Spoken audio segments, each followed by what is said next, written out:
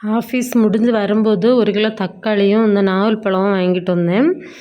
எனக்கு ரொம்ப பிடிக்கும் நாவல் பழம். சீசன்ல நெறைய வாங்கி சாப்பிடுவேன் நார்மலாவே. அதுக்கப்புறம் ஒரு காஃபி போட்டு குடிக்கலாம் அப்படின்ட்டு போட்டுட்ருக்கேன். அதுக்குன்னே ஸ்நாக்ஸுக்கு வந்து இந்த கப் கேக்கும், கொஞ்சம் மிச்சரும் எடுத்து வச்சுருக்கேன். அதெல்லாம் சாப்பிட்டுட்டு அப்புறம் நைட்டு சாப்பாட வந்து ஸ்கிப் பண்ணியாச்சு. ஏதாவது சாப்பிடணும் போல இருந்துச்சா, அந்த இன்ஸ்டன்ட் பாப்கார்ன் இருந்துச்சு, ஆக்டிவ் பாப்கார்ன். இது வந்து தந்தூரி ஃப்ளேவர். ரூ. 15 தான்.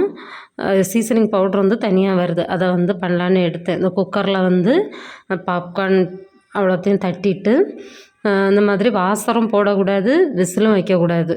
அடுத்து கொஞ்சமா சூடானதுக்கப்புறம் சவுண்டு கேட்க ஆரம்பிக்கும். காமிக்கிறேன் பாருங்க.